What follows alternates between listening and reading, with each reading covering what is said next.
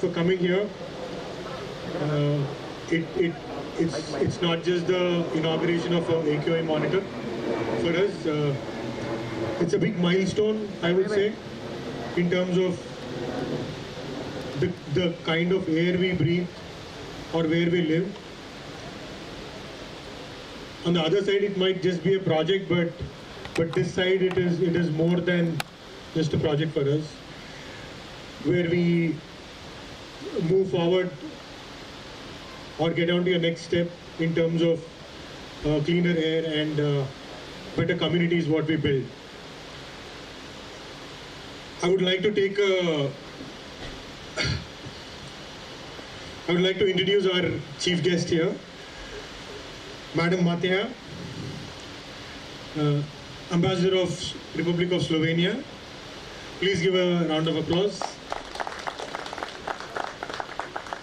Ms. Tia, Economic Counsellor of Republic of Slovenia. Mr. Ashok Pavadia, formal additional Subhadra Devi garu.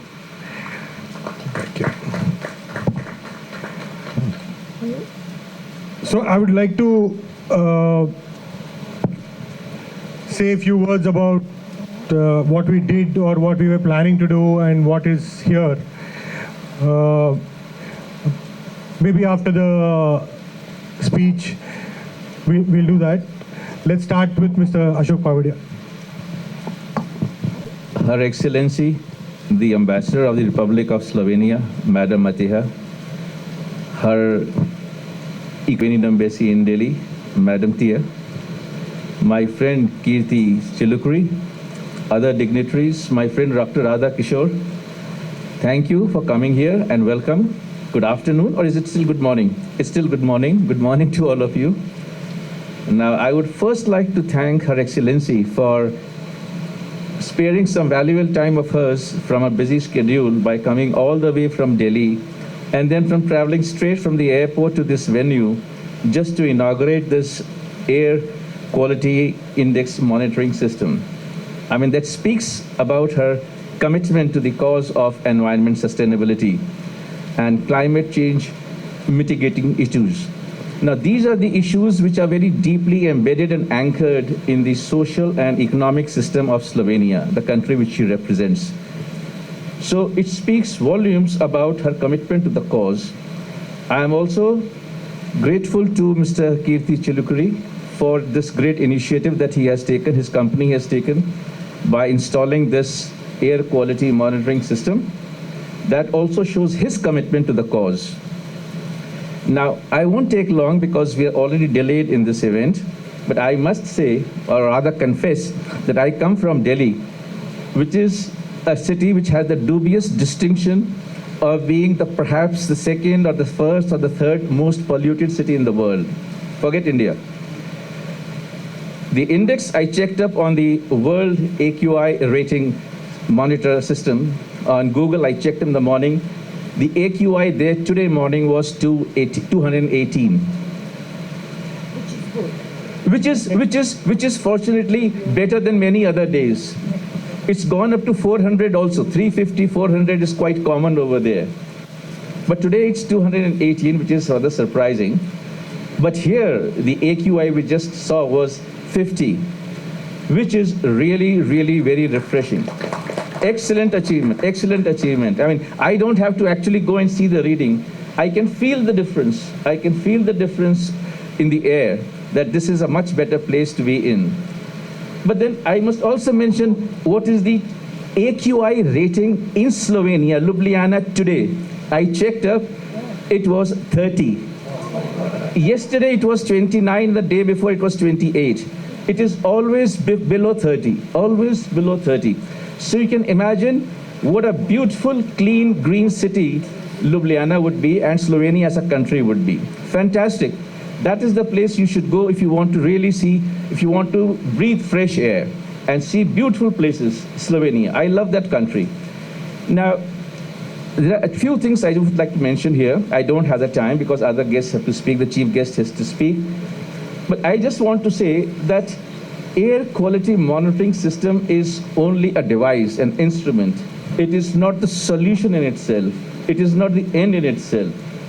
It actually only warns us of the impending danger which is coming because of the high air pollution or the better quality thereof. So it is a device to actually spur us into action, to take necessary steps to make the air purer, cleaner, and the landscape greener.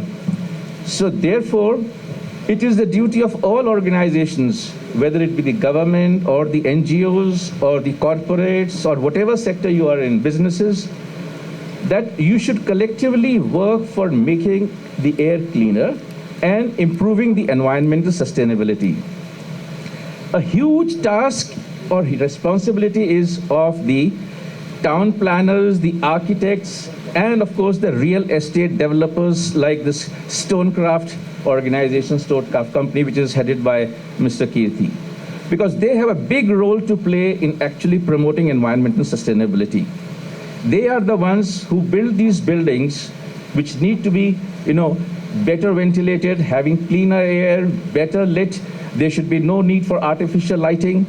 They should use clean water resources. They should do water harvesting, water recycling. They should harness all the renewable sources of energy. Now, such projects are there in the world. There are actually such buildings, such complexes, buildings, which are very close to the nature. And they have their own credits, credits are given to them. In Delhi too, I remember one colony. I don't know whether any of you have been there. Maybe the ambassador, Her Excellency may have been there. It is in Moti Bagh. It is the Moti Bagh complex for the government officers. It is built by NBCC. It is considered to be the most eco-friendly buildings or residential complex in Delhi. And I personally was invited to just see it. My secretary was called, government officials were called. It is really fantastic because it was built by recycled material. The entire material used was recycled. Not a drop of water was used. Water was recycled. Groundwater was used. They have solar energy used over there. Every building has solar panels. The waste is recycled over there and converted into manure. And manure is put into the gardens, their own gardens they have. And the water is also recycled and used again for gardening purposes. Groundwater is used for daily drinking. It is a completely self-contained colony. A really fantastic work done by the NBCC. And that is why this company, I'm taking its name, has scored over other real estate builders, even the public sector companies, and taken all the important projects of the government. So I'm glad Kirti Chilkuri and his company is also doing a similar work, which needs to be applauded. Now, the second thing I would like to mention is that don't think that only the governments or the NGOs or the businesses or the organizations have to contribute towards sustainability or environmental sustainability. It comes down to communities, it comes down to families, and ultimately it comes down to the individuals. We individually are responsible for promoting environmental sustainability in all its dimensions. What matters is what we eat, what we wear, what transport we use, how do we look at our civic duties. Everything that we do matters. Our personal habits, they contribute towards it. Therefore, it is important to have a mind change, a mind reorientation towards sustainability. Only then can we promote it. For example, I'll give you examples only related to the event that we are having today. For example, in Japan, Madam has been posted in Japan, and she must be knowing about it. Japan in 2005, they started this Cool Biz. You must have heard of the Cool Biz movement. Ministry of Environment in Japan gave instructions to all government officers and officials that whenever they go to the offices or go for meetings, they should wear eco-friendly dresses. They should discard their suits, their ties and everything during the summer season. The School Biz is for the summer season, starting from May to October. They said, don't wear this, no ties, nothing. Don't take those jackets with you. Go in t-shirts, wear chino trousers, cotton trousers. Initially, there was a murmur of protest, and the people didn't like it because when they interacted with their private counterparts, in private sector, they're all very smartly dressed. They all come with business suits, ties, and this and that. So they felt a little awkward. So the funny side to it is that they used to carry their jackets, sling them on their hands just to show that they have a jacket, and very deliberately have their ties sticking out of the pocket to show that the tie is with them, but they're not wearing it. And this is a hugely successful campaign of the government of Japan to counter environment sustainability. It is still continuing till date. From 2005, it's still continuing. And 2011, it became super cool biz, government of Japan. And they have even said, when things are very bad, when it's very hot, you can even wear polo shirts depending upon the occasions. Jeans also on certain occasions. The idea is wear those dresses which are appropriate for the occasion and the weather. The weather is very important. Clothes you wear which are cotton and breathable.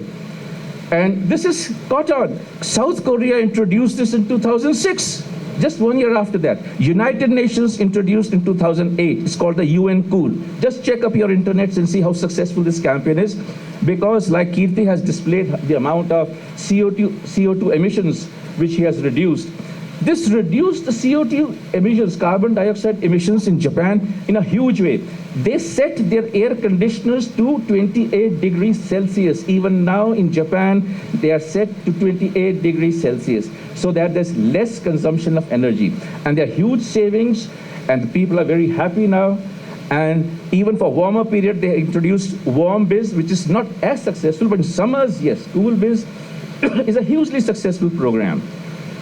One more example appropriate to the occasion is then in some countries they have started, these restaurants have started the business that if you finish all the food which is served to you on the platter, they will give you a discount. Huge discounts, 5%, 10%, in some places 50 to 20%. Don't waste your food. That adds to environmental unsustainability. So to make environment sustainability, your eating habits also should change. If you finish your food, they will give you a discount. This is there. Check up the internet, you will see many restaurants they offer. And then recently I saw in Japan again, like Kirti did with us here, he made us plant those trees. You go to that particular restaurant I was watching on television, you plant a tree before you go and start dining. They'll give you a discount. They'll give you a discount. So my dear friends, it is the mental orientation which matters. Your personal lifestyle matters. Organizations, efforts, initiatives are important. But you also have to contribute. Finally, I just have come here to applaud the good work being done by them and also to appreciate the support which he is getting from the Slovenian ambassador here, Madam Mateja. So I congratulate her too for promoting this cause. My just one bit of, I won't say advice because I'm not in a position to give any advice to the Stonecraft organization, just a suggestion. He can take it or he can reject it, is that he should also try to spread awareness of environmental sustainability in its diverse dimensions to the public, if he can, in whatever way he can. And secondly, he should replicate this kind of habitat he has built here in urban areas also. Thank you, thank you. Thank you very much, sir, for kind words. And thank you. Subhadra Garu, please say a few words. Good morning, everyone. First of all, I thank Kirti Garu and Ken for having invited me here, and I'm glad that I met Her Excellency Mateja and Chia and Ashok Pavadia Garu. So I'm very thankful for inviting me here. And see, as soon as I entered here, I perceived the difference in air quality, definitely, because see, this serene atmosphere, I felt as though I'm on duty, because I'm a forest officer basically, so I felt this is like a forest, because Miyawaki system is the most advanced, and within 3 years, this kind of growth is possible only with Miyawaki. And I'm glad that Kirti Garu has adopted this system here, and I was told that this is 3 years old, and I can see the growth.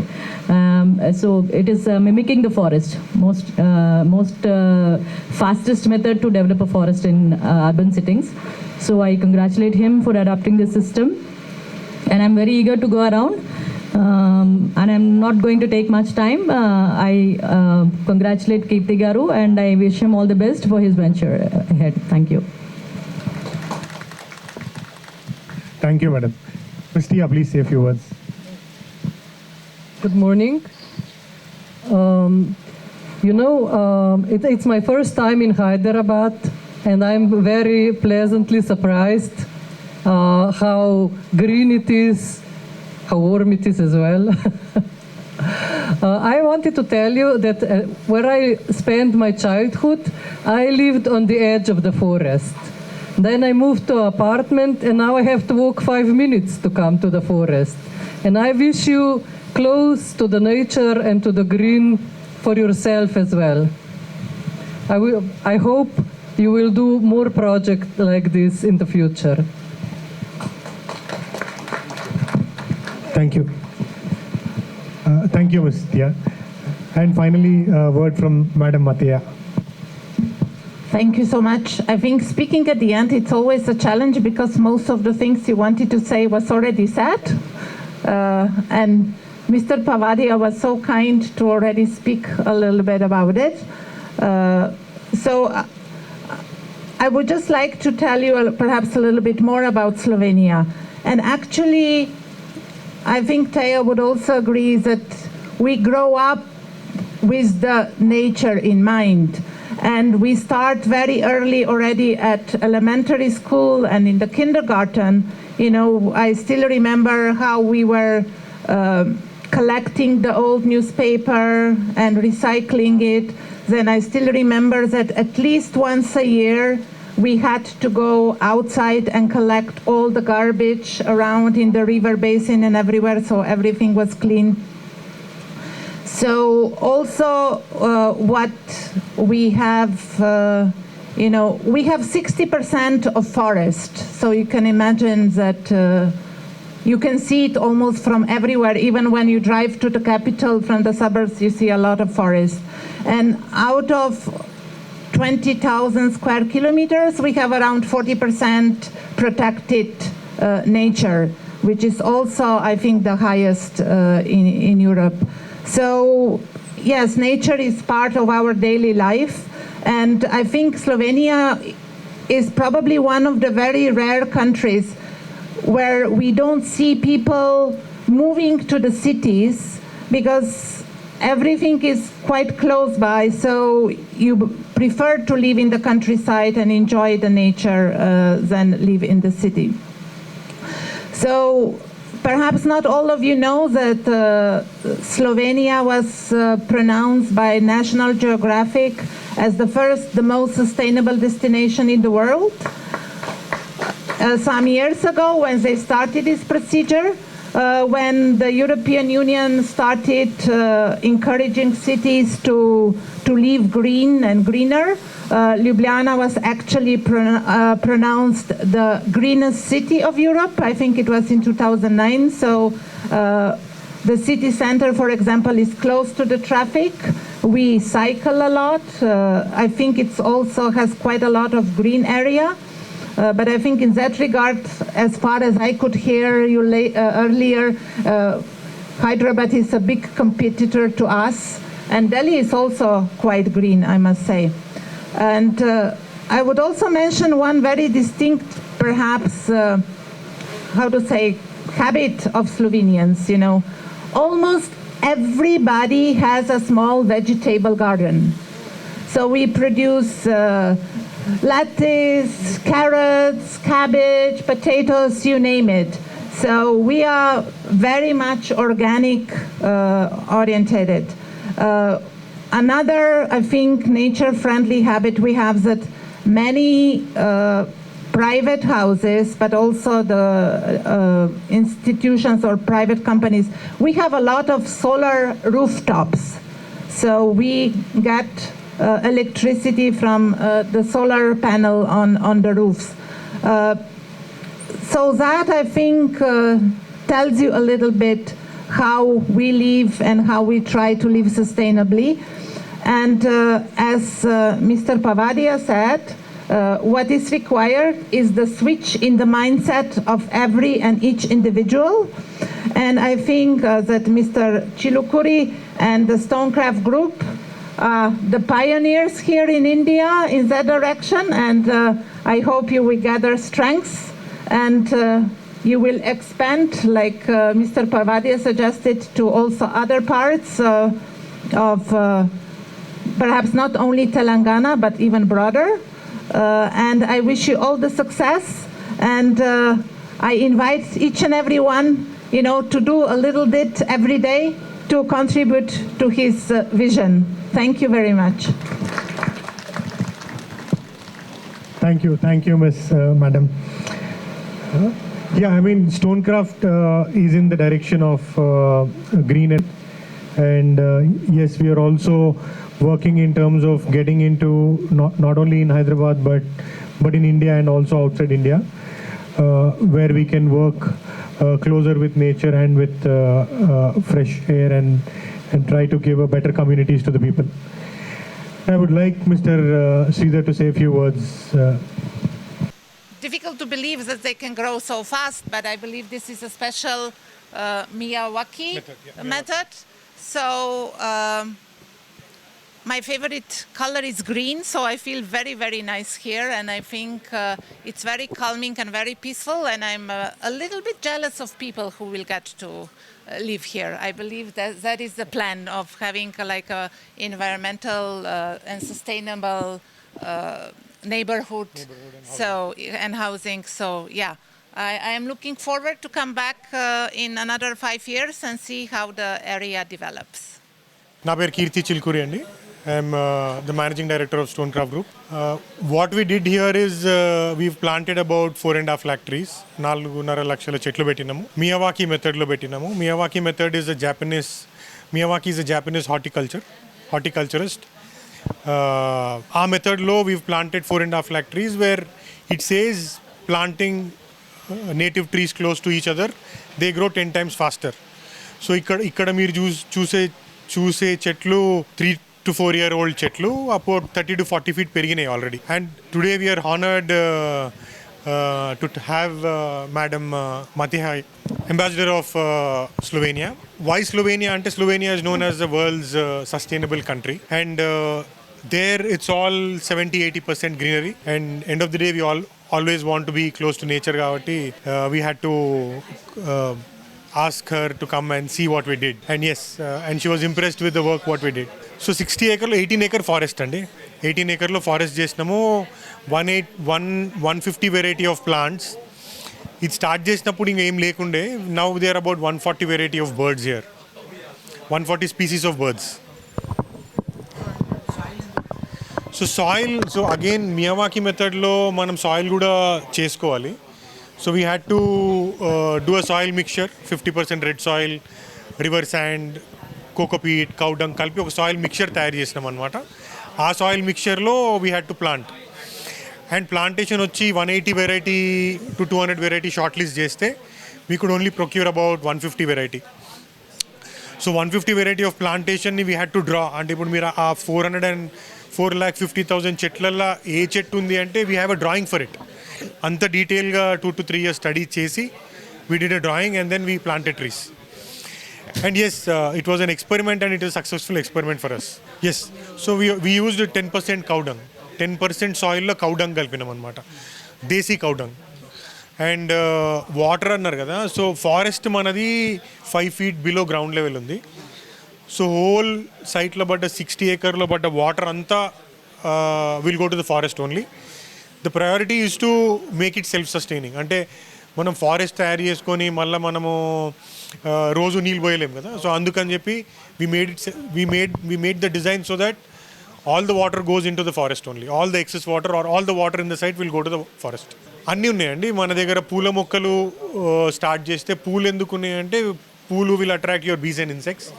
బీస్ and insects వచ్చినప్పుడు fruit కావాలి కాబట్టి fruit మొక్కలు కూడా ఉన్నాయి.